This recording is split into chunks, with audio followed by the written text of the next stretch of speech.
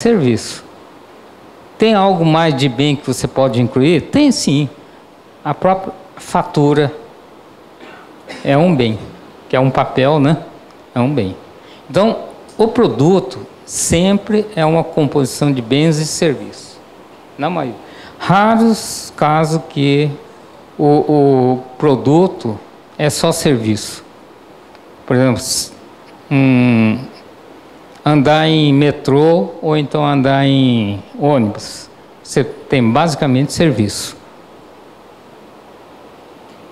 Ok? Bom, quer ver como é fácil de pegar as pessoas? Quem que trabalha numa empresa de imprensa? Televisão? O quê? Jornal? O quê? Ah, o clube? Então, tudo bem. Ok. Você sabe qual é o nome do seu produto? Pode ser um refrigerante. Não, no caso dela, não. Produto é uma composição de bens e serviços. Hã? Não é o jornal. Não é o jornal. É uma prestação de serviço que você faz. É o serviço. É o serviço. Onde o bem é o jornal. Tá? É uma prestação de serviço. Você não ganha por quantidade de jornal, mas sim pela composição, pela coleta de notícia, inclui, entrega para o clube mandar para uma gráfica e imprimir.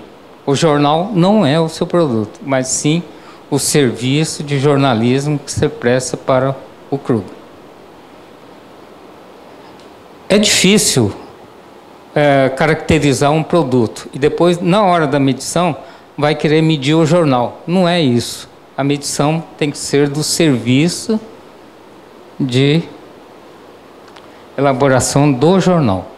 Fala. Os trens da Supervia, eles oferecem serviços de transporte e os ambulantes, que são quase da Supervia, oferecem bens, que são balas, doces e tudo mais. Seria uma associação perfeita? Não. Não. Você fatura pelos ambulantes? Não. Então não é cliente. Quer ver? Se você não fatura, não faz parte. Tem ambulante cadastrado. Não, mas não adianta. Quer ver? Um exemplo. Quem vê televisão? Rede Globo, Bandeirantes. Todo mundo vê aqui, né? Qual é o nome do produto deles?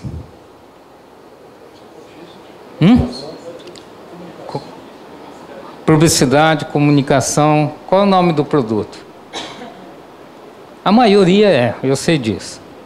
Sempre que eu faço pergunta, a maioria é. O produto deles, para simplificar, é serviço de divulgação da propaganda. Na hora que você vai... Quem é o cliente deles? É o telespectador? O telespectador é potencial cliente de quem está divulgando a propaganda. Entendeu? O futebol, o que é o futebol, a novela, o noticiário?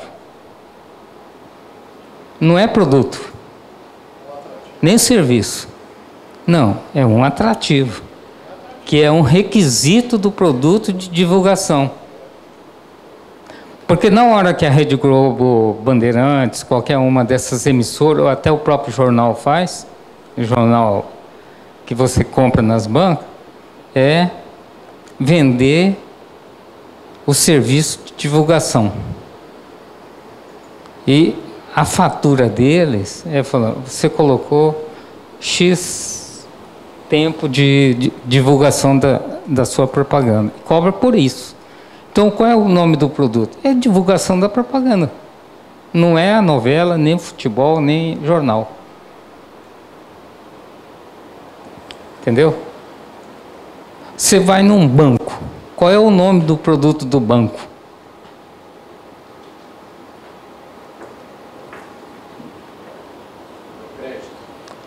Hã? Não, você é cliente do banco.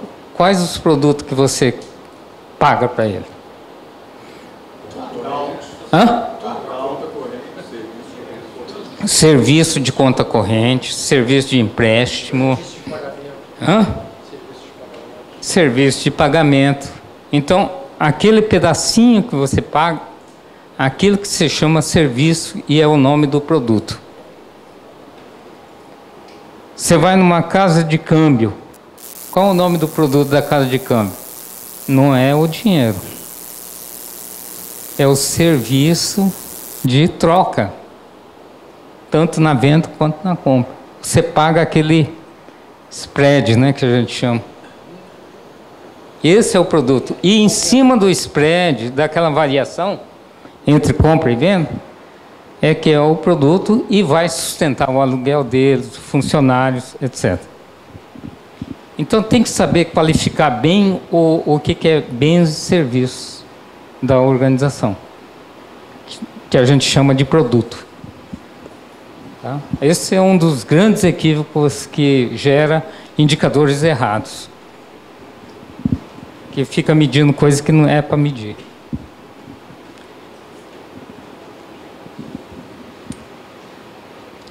Esse é um modelinho que eu criei em 90 e pouco, começo dos anos 90. A gente chama de identidade do indicador ou ficha de indicador. Ele tem que ter as seguintes características, essa ficha. Abreviatura, unidade de medida, tudo que o indicador precisa para fazer o acompanhamento dentro do sistema de medição. Dá trabalho, muito trabalho para fazer até um indicador simples, mas tem que ter essas informações. Ok? Esse material vai estar disponível para vocês, tá? A metodologia da medição, da análise, é como é que eu vou analisar o resultado daquele indicador. O que eu considero, quais as comparações que eu tenho que levar em conta para tomar a decisão, ok? Tem que ter o responsável pela coleta, uso, e tem que ter o gerente pela medição como um todo.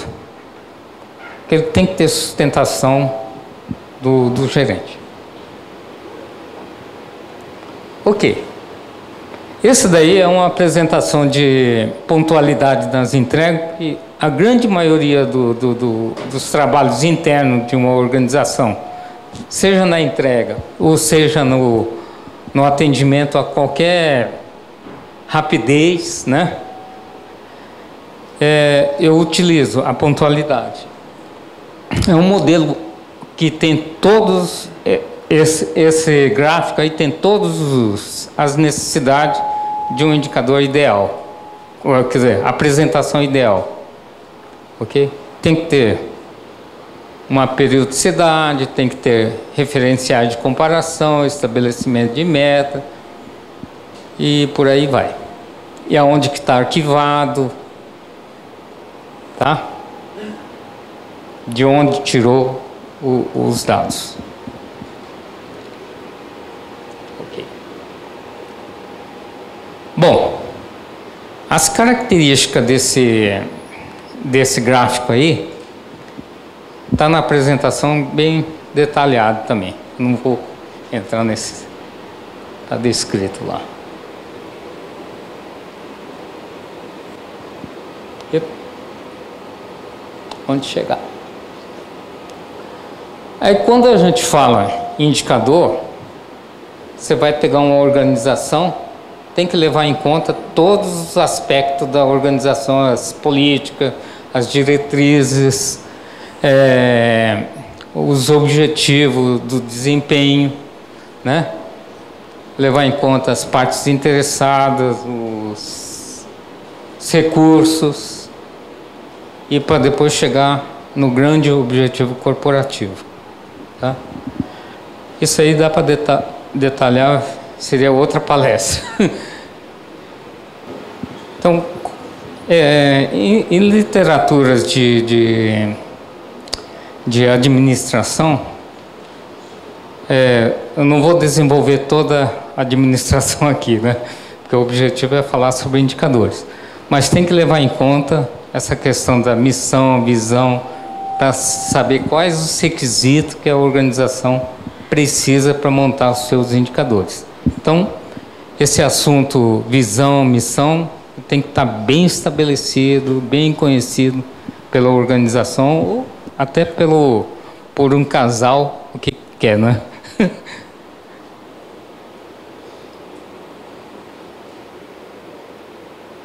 Então, aqui umas dicas de como construir essa missão, visão, valores.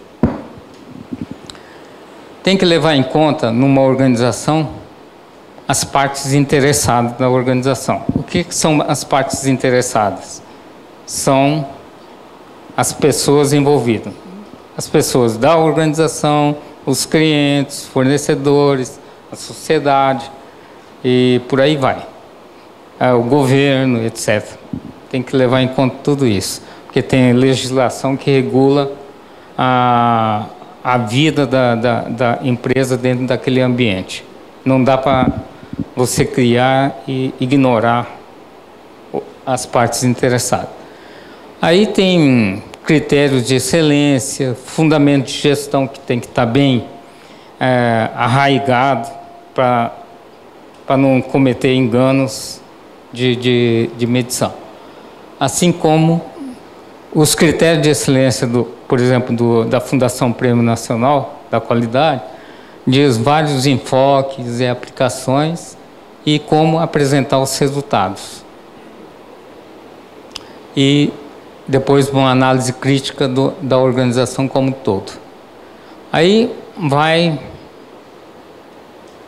no fim, ele vai dar a gestão baseada em processo.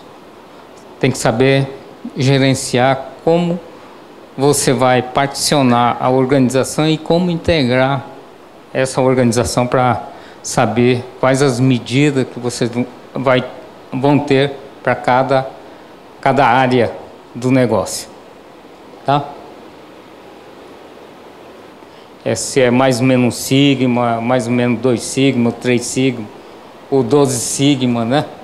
Não importa a quantidade de oscilação, tem que saber interpretar essa oscilação. Aí entra aquele controle estatístico do processo. Tem que entender um pouco de matemática, quem quiser aprofundar no assunto, como tomar decisão através de resultados, né? Então, a variação, por exemplo, existem alguns indicadores assim, meu objetivo é atingir meta zero ou atingir 100%. Não existe isso. Não existe isso porque qualquer resultado de indicador, se não oscilar, com certeza tem alguma coisa errada. Qualquer coisa que estiver estável ao longo do tempo também está errado. Então a gente vê muito indicadores assim, dando como resultado 80% durante 10 anos. Com certeza tem erro. Segundo os critérios do Shurhar, 15 resultados continuamente no intervalo de mais ou menos 1 sigma é uma causa especial. Se é causa especial, é que tem erro no meio. É a mesma coisa que saiu um ponto fora do mais ou menos 3 sigma. Bom, então tem que estudar essa questão da variação em indicadores. Princípio do controle. Você está falando em indicador, tem que ter controle, uma gestão de controlar cada coleta, o que ocorre. Pode ser automatizado ou feito manualmente, não importa. Tem que entender que essa variação está presente sempre, tá?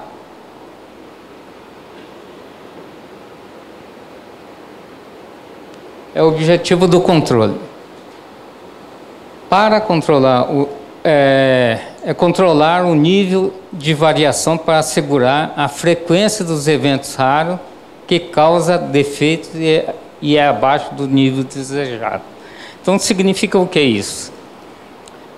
É que existem 7 a 8 critérios de analisar a variabilidade do churrasco. Tem outras derivadas disso que podem ser interpretadas.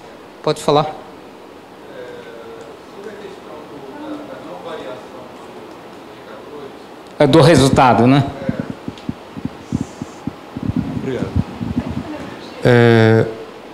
A dúvida que eu tenho é o seguinte: chega um momento, né, principalmente quando se faz uma boa administração, né, melhoria contínua, etc., que aquele indicador ele deixa de ser significativo, porque ele perde a sensibilidade, né? Ou seja, você melhorou tanto que ele não tem mais impacto, né, as decisões que se tomam num determinado indicador. Existe alguma metodologia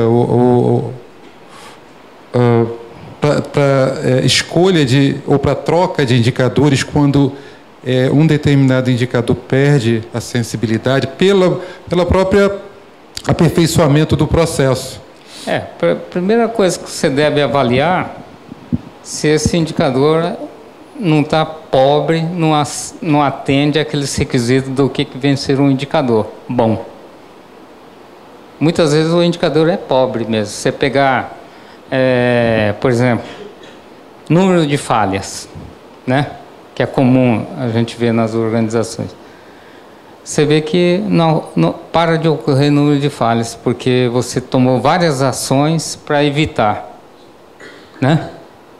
Aí você cria em porcentagem, cria uma série de mecanismos matemáticos que acaba pensando que é um bom indicador, mas não é. Toda vez que você trabalha com falha, é bom trabalhar com um conceito chamado, por exemplo, confiabilidade. Confiabilidade é adimensional à fórmula. Quando tem uma tipo curva banheira, e na parte da banheira que é horizontal, usa a fórmula E menos lambda T. E o valor que você coloca é a taxa de falha nesse lambda, que é a taxa de falha. O tempo, T é do tempo. Então, algumas vezes você usa o algoritmo errado. E a gente vê isso também. Por exemplo, lá na Petrobras, uns 10, 20 anos atrás, me chamaram para avaliar um indicador chamado número de roubos. Que é a mesma coisa que falhas, né? Naquela época não existia guardas como tem hoje. E câmeras também. Hã? Era um funcionário contratado que saía furtando as coisas dentro da empresa. Aí teve um ano lá que já se media há muito tempo. Teve um ano lá, segundo os resultados dele, tinha 16 furtos naquele ano. Aí no ano seguinte fizeram umas ações, reduziu para 8. Aí no outro ano reduziu para 4. Sempre o objetivo era reduzir pela metade. E estava conseguindo. Aí chegou no último ano, quando eles me chamaram, tinha dado... o ano anterior tinha dado 4. Aí no último ano era para dar 2. Isso no mês de dezembro.